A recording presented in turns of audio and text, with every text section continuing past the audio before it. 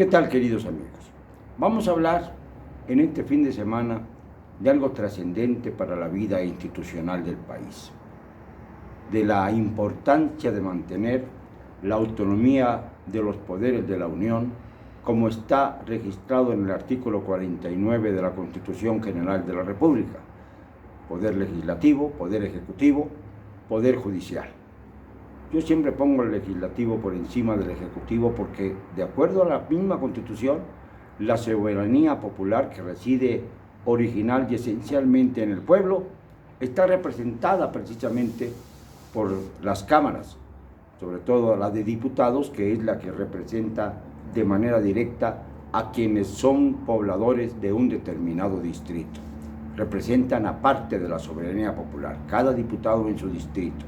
Los senadores representan la unidad de la federación y sobre todo a cada una de las entidades federativas. Pues bien, voy a contarles que allá lejanamente en el siglo XIX, el 5 de febrero de 1857, se juró una constitución liberal que ponía a México de avanzada en los temas sociales. Esta constitución fue, entre otros, motivos de grandes discrepancias, pero finalmente una mayoría importante de constituyentes lograron sacarla adelante. Sin embargo, aquellos que no estaban de acuerdo le cantaron al oído al entonces presidente Ignacio Comonfort, diciéndole que había cedido parte de sus facultades a otros poderes. Y entonces hubo quien se levantó en armas para devolverle al presidente Comonfort todos sus atributos, los atributos autoritarios que ya no aparecían en la Constitución del 57. Esto fue considerado como una especie de autogolpe de Estado porque el presidente Comonfort había jurado respetar la Constitución de febrero del 57. Acabó aquello en una guerra inútil que el 8 de enero de 1858 terminó finalmente con el exilio de Ignacio Comonfort y la llegada al poder de quien en aquel entonces era el presidente de la Suprema Corte de Justicia, Benito Juárez García, quien fue además el que estuvo detrás como autor real de la Constitución del 57. Lo digo como antecedente porque ahora es evidente que el presidente López Obrador está muy molesto ahora con la Constitución General de la República. Una Constitución que marca en su artículo 49, como ya mencionamos, que el supremo poder de la Federación se divide para su ejercicio en legislativo, en ese orden, ejecutivo y judicial. Pero también hay otro artículo de gran importancia para debatirlo ahora, que es precisamente el artículo, se ha perdido por estas hojitas, el artículo 94, que marca claramente lo siguiente: ninguna persona que haya sido ministro podría o podrá ser nombrada para un nuevo periodo sobre ninguna otra circunstancia. Esto es exactamente lo que se ha pretendido, lo que está ocurriendo con el ministro Arturo Saldívar Lalo de la Rea, que con la anuencia del presidente, quien ya dijo en su mañanera, en una de tantas, que apoyaba esta moción, decidió prorrogar su ejercicio como presidente de la Corte, yendo en contra del artículo 94 de la Constitución General de la República. Esto es muy grave, porque se ha perdido el Estado de Derecho. ¿Qué es lo que sigue?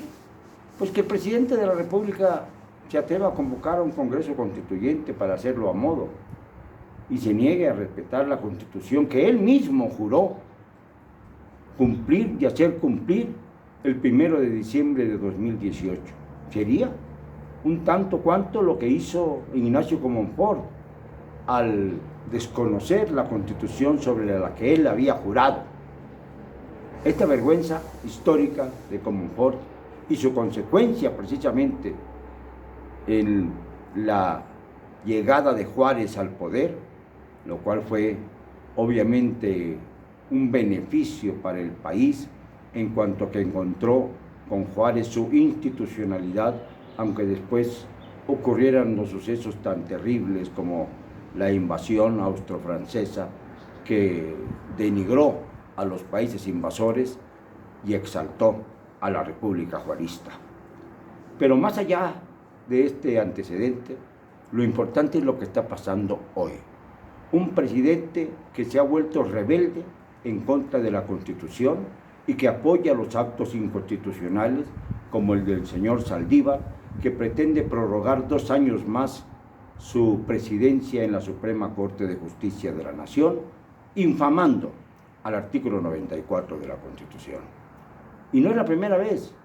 Se ha saltado el señor López Obrador a la torera a otros principios. Se ha saltado de manera vergonzosa, triste, todo aquello que le da sustento al Estado de Derecho. Una situación que, la verdad, no habíamos visto nunca. Una situación que pone a México en el filo del Estado fallido, del gobierno fallido. ¿Qué va a hacer el presidente? ¿Va a sentirse por encima de la Constitución y de las leyes que él juró cumplir y hacer cumplir? ¿Va a seguir apoyando todas las irreverencias que ahora le han señalado como un presidente que no tolera ningún tipo de controversia ni contrapeso, que dice que no va a entrometerse en la vida electoral del país, sobre todo de cara a los comicios del 6 de junio, pero que indiscutiblemente descalifica, golpea al Instituto Nacional Electoral para defender, según él, los derechos de su compadre, el violador de Guerrero, Félix Salgado Macedonio, y de paso los del pobre candidato de Morena en Michoacán a la gubernatura, Raúl Morón. Por defender a estos dos personajes, el presidente se ha quitado, se ha despojado de su vestidura como demócrata y se ha convertido en un presidente autoritario que condena la ley que él juró, protestó cumplir. Se está dando un golpe de Estado. Hay que recordarle al presidente cómo termina la historia de Ignacio Comonfort en el exilio, precisamente por haber pretendido lo mismo que está pretendiendo ahora López Obrador. Y esto no lo digo con saña, ni con odio, ni con rencor. Lo digo como un estudioso del derecho, soy abogado, aunque nunca he ejercido esta profesión por dedicarme de tiempo completo al periodismo y a la literatura. Lamentablemente ha perdido el rumbo. No sabe en dónde está situado. No sabe cuáles son sus límites constitucionales. No conoce, como bien dijo el exministro José Ramón Cosío, no conoce cómo funciona el Estado de Derecho. Y un presidente que no conoce cómo funciona el Estado de Derecho, sencillamente está inhabilitado para cumplir y hacer cumplir la Constitución, que es precisamente de lo que se trata este comentario.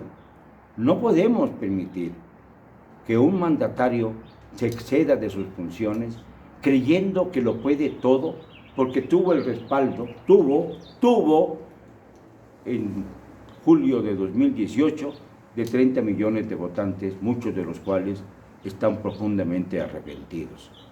Es totalmente falso que el apoyo del presidente sea de más del 60%. Es no solamente falso, sino absurdo, porque entonces estaríamos hablando de que ha duplicado o triplicado la cifra de los que lo apoyaron. Si estamos hablando del 60% de los 130 millones de mexicanos que formamos parte de la República, estaríamos dándole al presidente un respaldo aproximadamente de más de 60 millones de personas, es decir, duplicando